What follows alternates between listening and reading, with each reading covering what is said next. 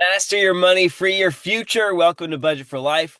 My name is Jeremy. I'm not a professional YouTuber. I'm a financial advisor, but this video is not financial advice. In this video, I want to dive into TCG. Okay, we had a great comment in my most recent video talking about GameStop's Q1 and what we learned about the graded card business as a result. So I want to dive into this comment and how can we think about GameStop's collectibles business, particularly, right? What portion of their collectibles business is legacy? What portion is graded cards and the graded card marketplace and card grading and physical power packs, right? And where does TCG fit in that? Is it more legacy or is it more similar to the graded cards, right? What would the margins be on TCG? And what portion of the growth that we saw from Q1 of 2024 to Q1 of 2025, what portion of that was maybe actually Pokemon TCG increasing in popularity rather than the introduction of card grading and graded cards? We're going to dive into it in this video. Before I do, thank you to those who have joined the channel as fans and friends. I guess I should show you that over here, right? Some awesome perks. Discounted merch, by the way. I am getting some Budget for Life merch for Christmas. If you also might want to get some Budget for Life swag, you can get 20% off if you become a fan. Also, of course, if you want access to my spreadsheet, more perks for the friends of the channel. Thank you. No pressure, of course. All the earnings go to DRS Book GME shares, which is not a charity event. It is a way to align my interests with the interests of you as the viewer and the interests of GameStop as a company. And perhaps one day on the other side of Moaz, the other way that I could align interests with the company and myself and the channel is for all of the earnings to go to either DRS Book GME shares or GameStop purchases, right? To be spent at GameStop. Obviously, if there were things that I wanted, which there are always, I think that would be an equivalent. I think that would be just as equal of a way to align interests, but I don't think it's equal right now. Maybe you would be fine with it. Let me know if you have any thoughts in the comments. I think right now the most helpful thing I can do for the company is to DRS Book GME shares on this side of Moaz, right? Or at least on this side of a substantial fundamental repricing of the stock. But one day, perhaps, and maybe you would make the argument that day is already, maybe you would argue that from your perspective, you're just as happy if I spent money at GameStop as you would be if I bought GameStop shares. Or maybe you feel differently, one way or the other. Let me know. Are those the same to you? Is one better than the other to you, according to your interests? According to my interests right now, I would rather have DRS Book GME shares than product from GameStop because the shares are so stinking low, right? I mean, it's just like, how do you pass up this value? Um, but let me know if you think from your interest or from the company's interest, if you feel that GameStop spending versus GameStop DRS Book GME shares are more impactful from your perspective. Okay, collectibles. So Q1 to Q2, or sorry, Q1 to Q1, 136 million to 212 million. And let me dive into the comment before I start parsing it out. So Dr. Geppetto, or you could just call him Dr. Ghetto or her, says, hey, Pokemon TCG has been a huge boost quarter over quarter and year over year. And it's actually heated up a lot, right? It's becoming much more popular, kind of mooning in the most recent quarters compared to the beginning of 2024. And I thought, that's pretty insightful. Let me think about that a little bit more. And he was saying, hey, they had them on the shelf back here, like you could buy them, whereas now they're always sold out, and you could buy them cheaper back here, whereas now they're selling for more. So let's think about this as it relates to the business because we want to understand the business, right? We want to know the margins.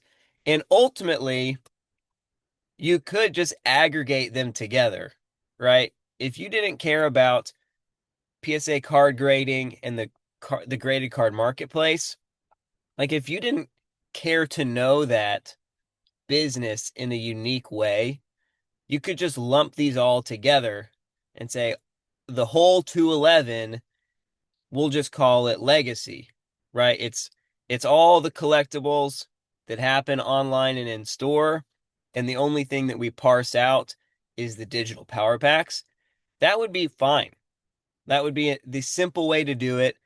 And basically what you would be saying is, hey, the collectibles business gets a 42% margin, right? So regardless of where you land on the rest of what we're going to talk about, you could like what we could land on is, hey, around a 42% margin on collectibles is likely, regardless of where you put Pokemon TCG into these dollars. Because, and of course, this is all like, these are not factual, but these are pretty highly educated, like, plus or minus 5% difference, and I don't mean 5% like, oh, it could be 51% instead of 46. I mean like 5% of 46, right? Plus or minus a percentage point here or there on the margins, plus or minus, $5 million here or there on some of the revenue lines. That's about the level of clarity that we have right now on their business as reported in Q1. We will talk about Q2 in a video soon, but I wanted to dive into this TCG conversation. Now, let's start with what portion of this 211 is perhaps TCG related. And the one thing I wanted to think about, because he said, hey, November 2024 was the last time Pokemon sales were normal.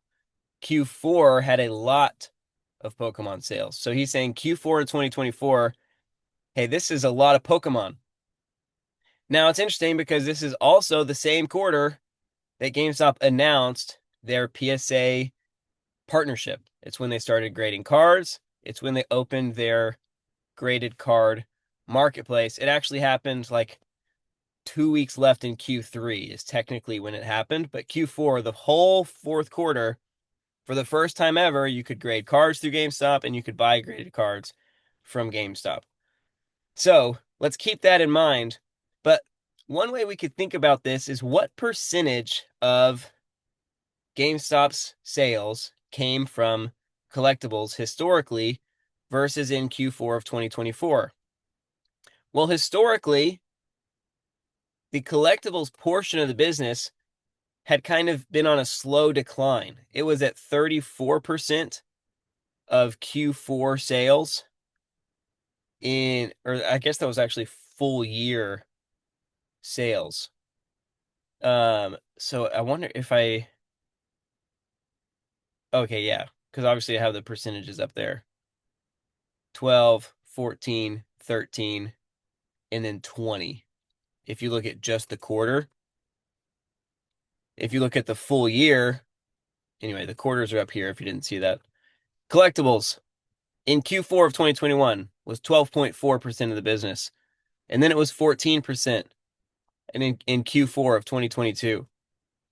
Then it was 13%, and then it spiked up to almost 21% in 2024. On a full year basis, they are lazily thrown down here. 34% in 2021, 32% in 2022, 31% in 2023. So we see a slight decline in the percentage of GameStop's business that was represented by collectibles.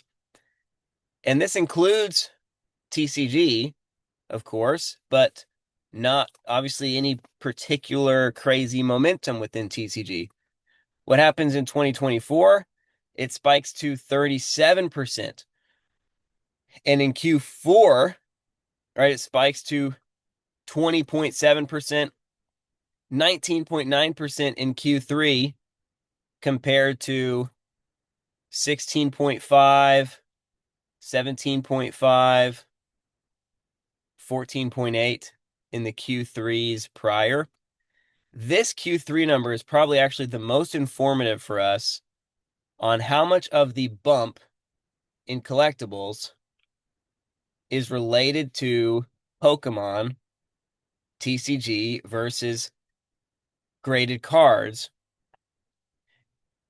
Because in Q3, the graded cards impact would have been very marginal, right? Very, very marginal impact. And because it was only out for like 2 weeks. Now, obviously, on a dollar amount, 171 is still, it's still like it's still down year over year, on a dollar amount basis. 178 in Q3 of 2023, 171 in Q3 of 2024. But on a percentage basis, right, you saw the first, kind of meaningful uptick in the percentage of GameStop's revenue that came from collectibles. However, again, on a dollar amount basis, nothing crazy, but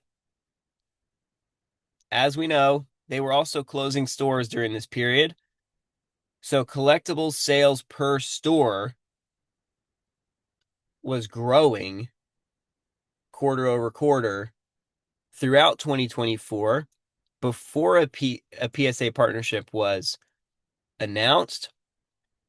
And likely this growth in large part was Pokemon related, right? The growth from 136 to 171 is likely Pokemon TCG related primarily, right? So what does that mean? Well, if you call TCG legacy, it means that the legacy portion of the 211 is probably higher and the PSA graded portion of 211 is probably lower. But should you call TCG legacy or not? And then we'll finish crunching out the numbers, right? What are the margins that they get on TCG? Is it closer to 47%? Is it closer to 37%? Well, we know that it could be as high as 45%, but the way that you would get to a 45% margin is basically selling cards, right? Singles, and selling packs, like individual packs that you take out of a booster, sell them individually, right? It's just like what this guy described who owns his own shop. He said singles, right? Easily at least 45% profit margin.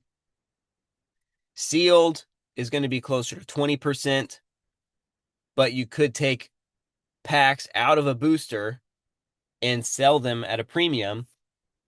The other thing you can do is you can mark up the whole thing, right? Which GameStop is accused of doing.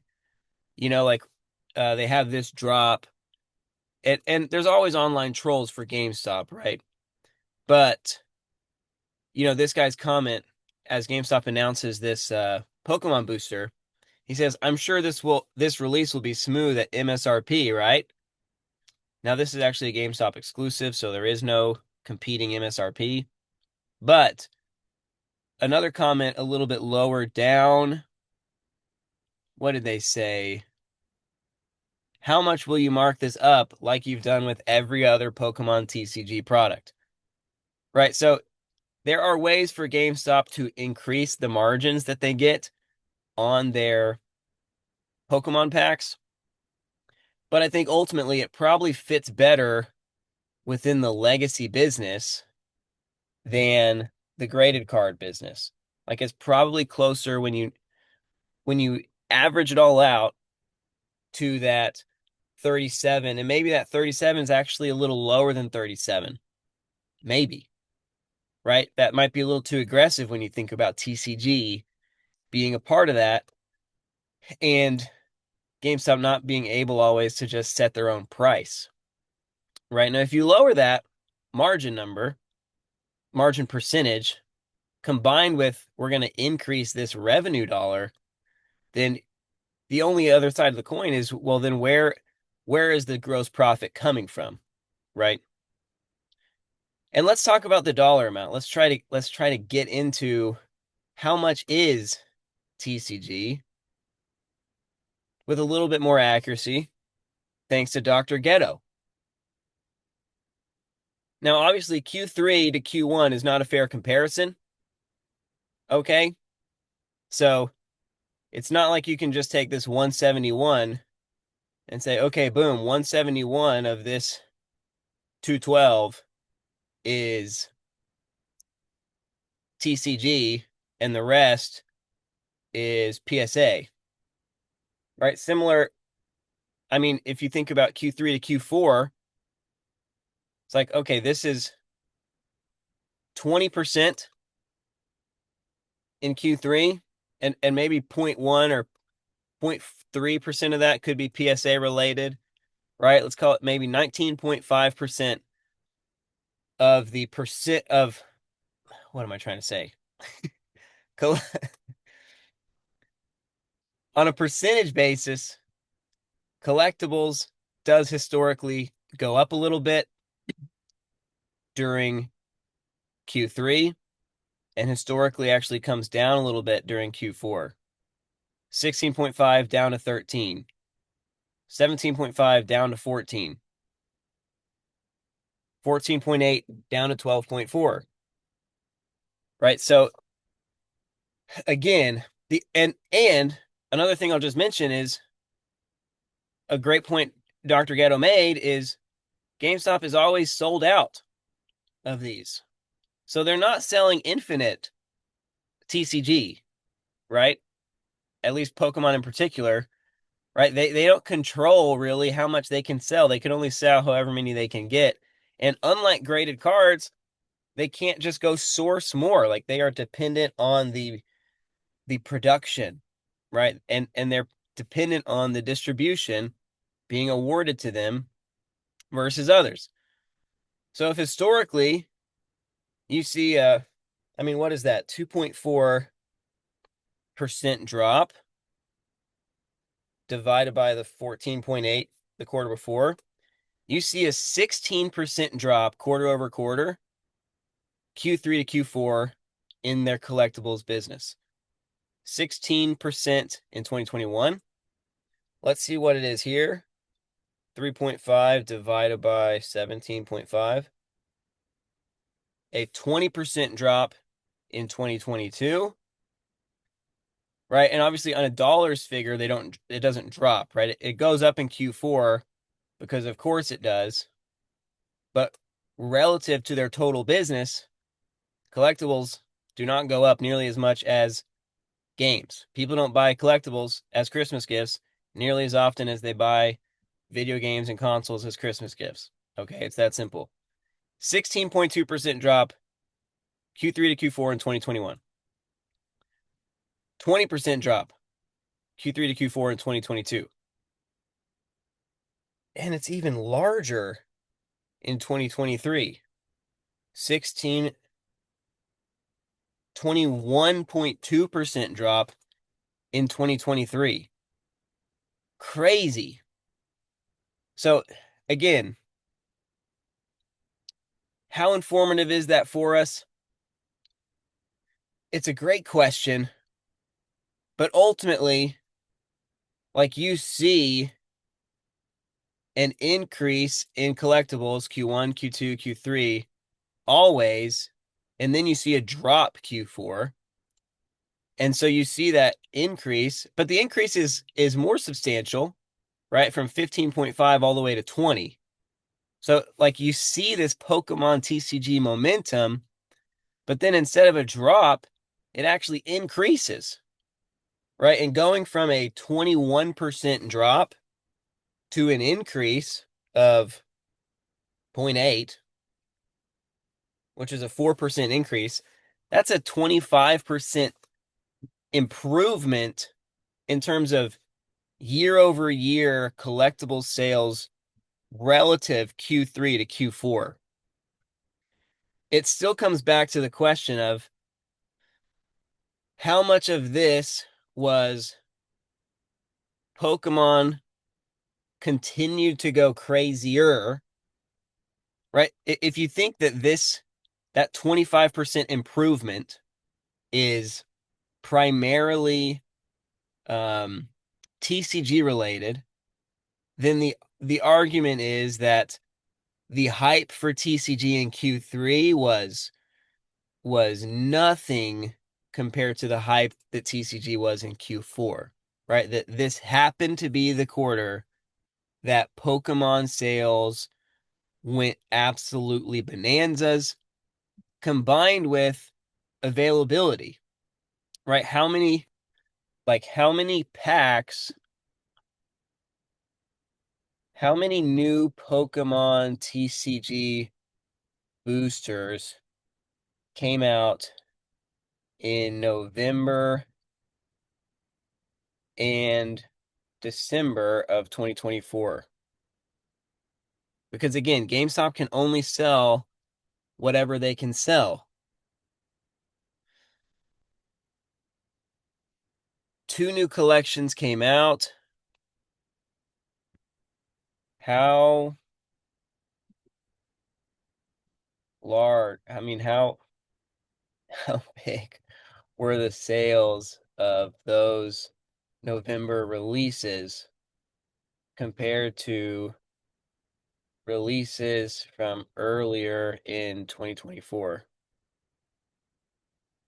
Right? Did those two releases just blow out, way more production, way more sales? Of course you don't know.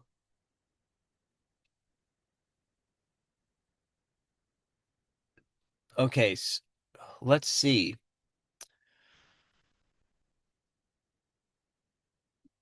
There are a few signals from secondary markets, which are sealed boxes on the secondary market, Surging Sparks, which released in November, debuted at MSRP, but by December had become the number one sealed product. I don't even know what that means, the number one sealed product. Does that mean like the most revenue? The most active products by dollar volume. Pokemon took 9 spots, which is up from 6 in October. But that's what you would expect when they just released 2 new ones in November. According to one pricing analysis, they sold at MSRP at launch, climbed to 150 or 160 by December, 200 in January, continuing to peak even higher. Surging Sparks added $50 to their market price in a matter of weeks.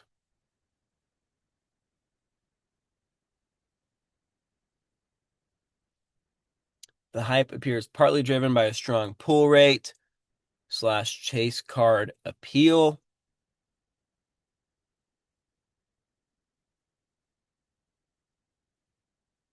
So it probably sold better than earlier sets from 2024.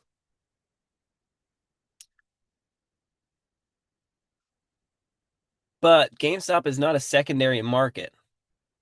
You know what I mean? They aren't scalping these and then selling them for a 2, 3x. Like GameStop sells out, you know? They get them and they sell them, right?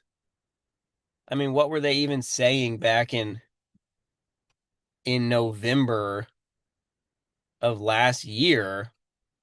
It's like, did they even have these available by December? Or did they sell them all out in November? They probably got a few more. There's probably a smarter way to do this, but here I am just scrolling down for 13 months of time.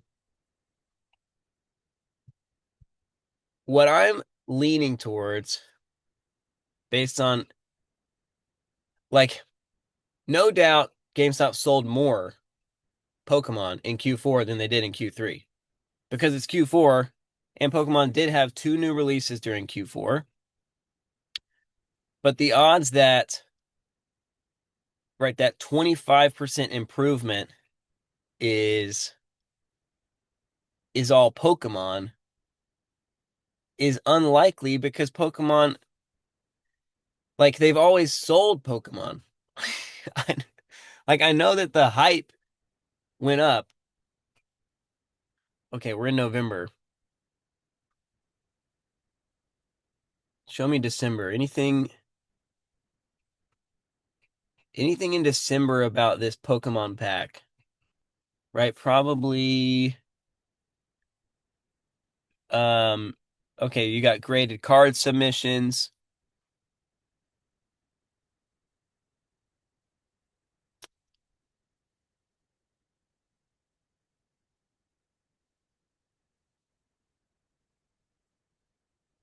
Graded cards, right? Bought some Pokemon and then got them graded.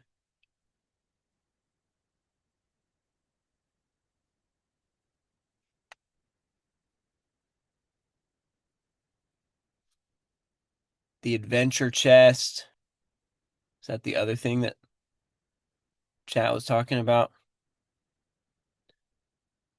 Grand Adventure Collection.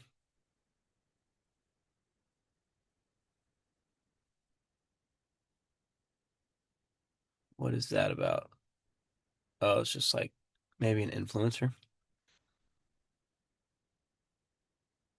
I don't see anything in all of December about this Pokemon uh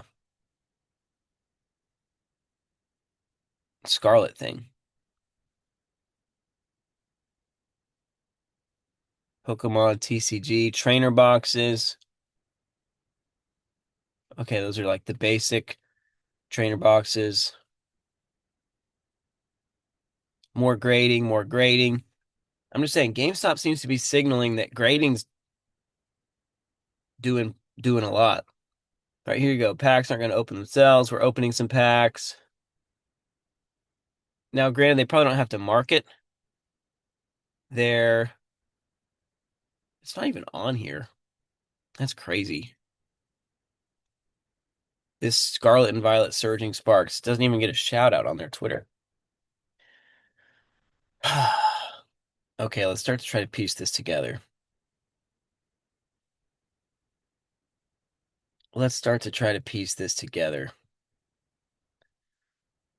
Originally, when I came up with this 106 number, I was thinking, what if collectibles declined 20% less than software and uh hardware, but still meaningfully, right? The legacy collectibles business. I think that, and again, store count wise, we're talking about 4,000 stores versus 2,500 stores. Okay, that is a huge difference. And in Q4, you've got the PSA grading, and you have the marketplace, and they start doing physical power packs. All of those are the graded card business, right? And you see a 25% swing if you were what you would expect historically is for as a percentage of GameStop's business for collectibles to be down, 15, 16, 20%, right? Which 20% or like 80%, let's say 85. Well, let's just call it 80 because that's what it was the past couple years. Past couple years, you saw 20% drop in percentage that's collectible sales. If that happened last year, collectibles would have came in at 15.92%, of Q4 sales, and 0.1592 times 1282, you would have had a $204 million collectibles business in Q4 if collectibles had done what it had done historically. Now, how much hype just so happened to hit in Q4? I think relatively marginal, like unique level Pokemon Bonanza hype. I think really that's more 2025 and beyond, which 2025 is the quarter that we're modeling. So we still need to keep that in mind. But I think it's probable that in Q4, this 265 is something like 205 or 210, maybe 215 of Legacy and TCG, and around 50 to 60 million of PSA grading. That is super informative, right? Because it means that my year over year initial thoughts were a little lazy. Because what you would think is that, again, the difference, the portion of the collectibles business that is grading and graded cards is going to maintain a similar type of range. Now, PSA just started in Q4, and the other thing about TCG is the more and more that the TCG hype has gone crazy, so has graded card hype, and so has physical power packs, and so has getting cards graded, right? All of those things are in the same industry, and the impact of Pokemon going bananas, I think ultimately has a bigger impact on GameStop's graded card business and grading than it even does their TCG. Because once they sell out of the TCG, it's gone. They can't just sell more and more and more and more and more TCG, but they can get more and more and more cards graded and get more and more graded cards sold, right?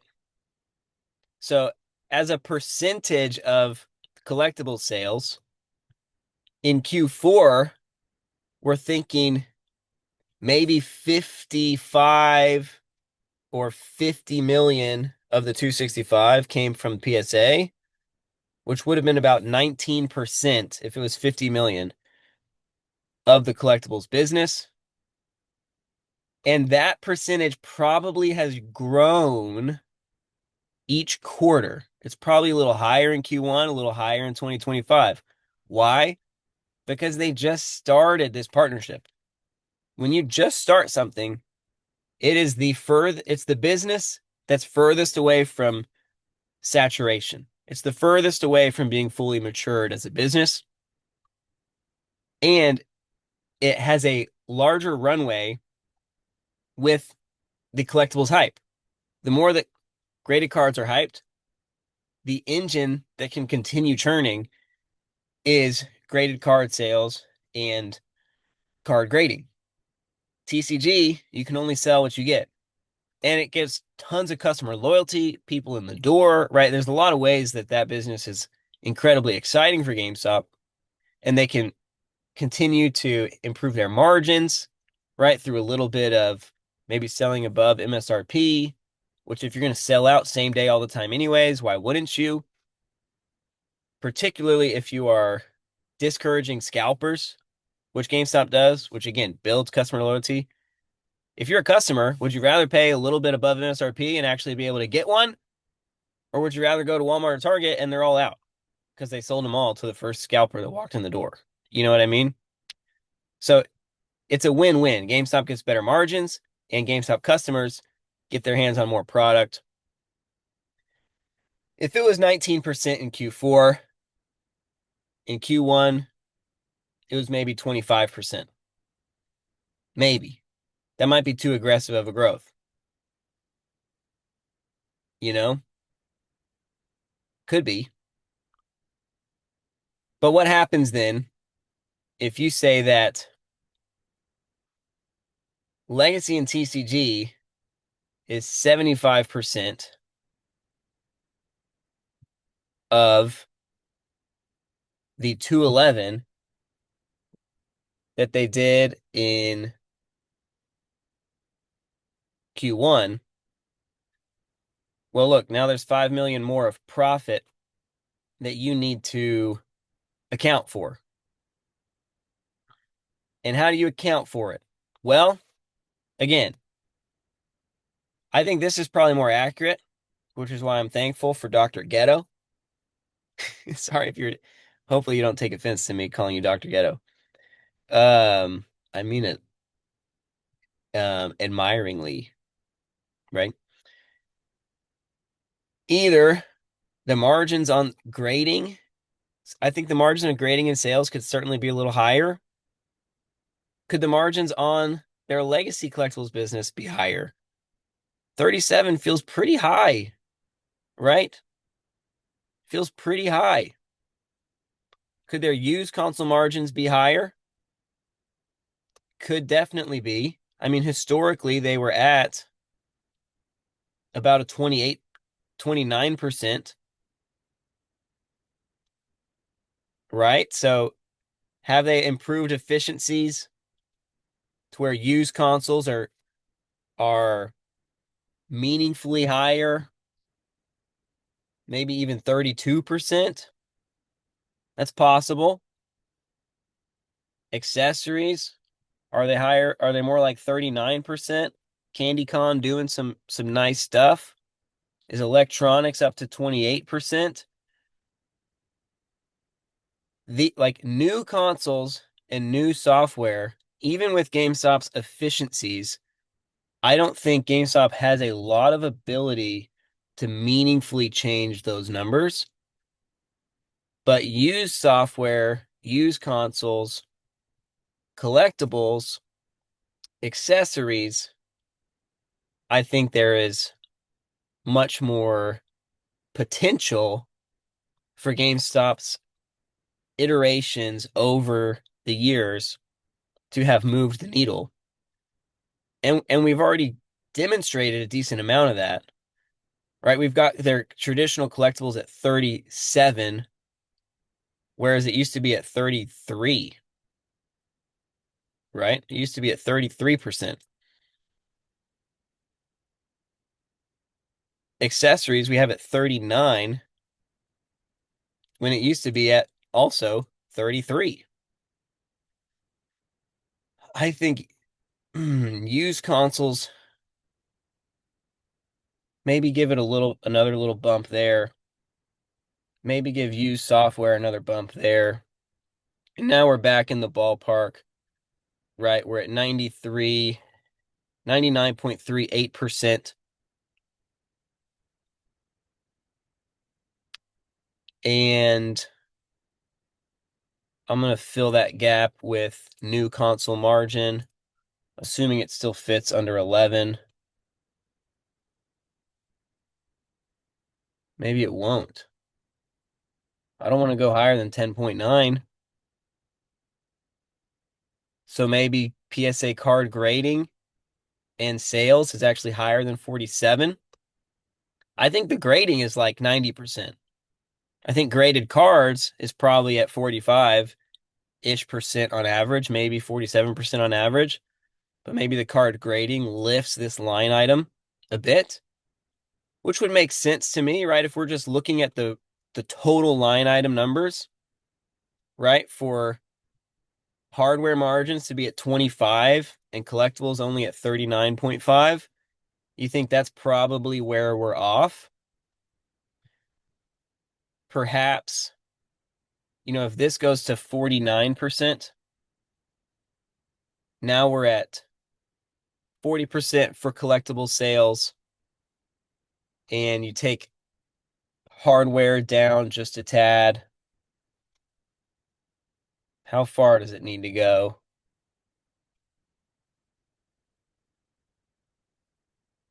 There we go. We have revised our Q1, reached an equilibrium once again, and overall concluded that TCG is a larger portion of the collectible sales and should be included within the legacy portion of collectibles. Graded cards is doing amazing, not to be sneezed at, but perhaps a smaller portion than half already, at least in Q1. But I go back and forth, guys, honestly. I do go back and forth because, again, they can sell. I think, but I think this is probably about right. 25% of this being graded cards is probably about right. And I think that's part of why GameStop started making power packs, right? I think they can sell blind reveal graded cards almost infinitely better than they can sell singles graded cards.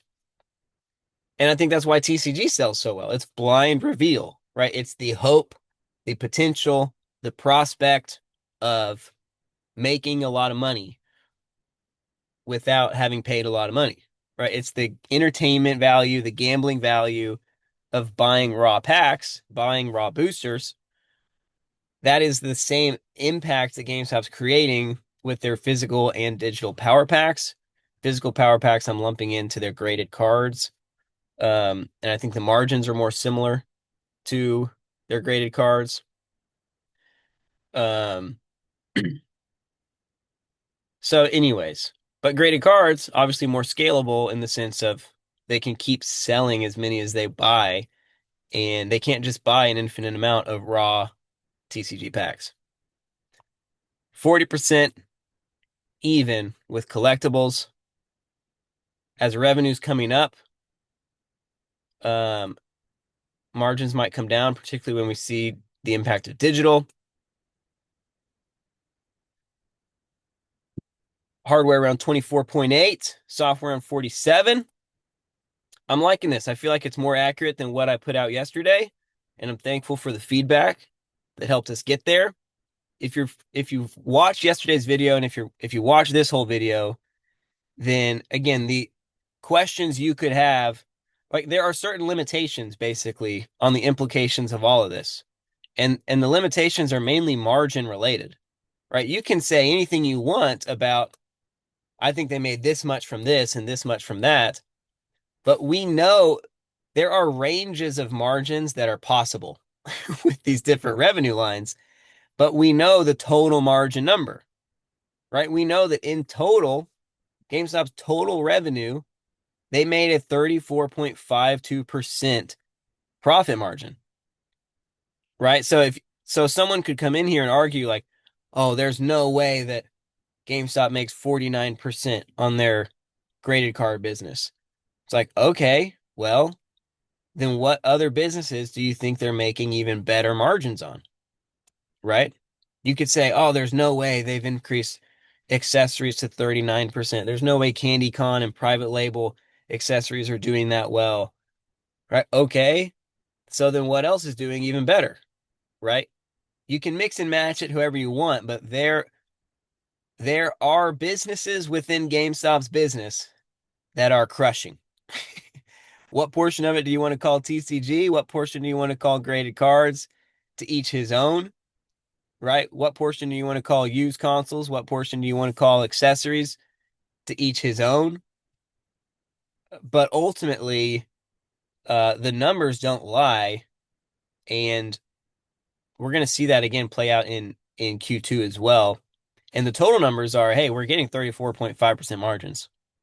I think it's about 25% margins on hardware and accessories, mainly driven by accessories. 47% margins on software, 40% margins on collectibles. Thank you, Dr. Ghetto, for the feedback. That's all I got for y'all today. I will see you in the next one.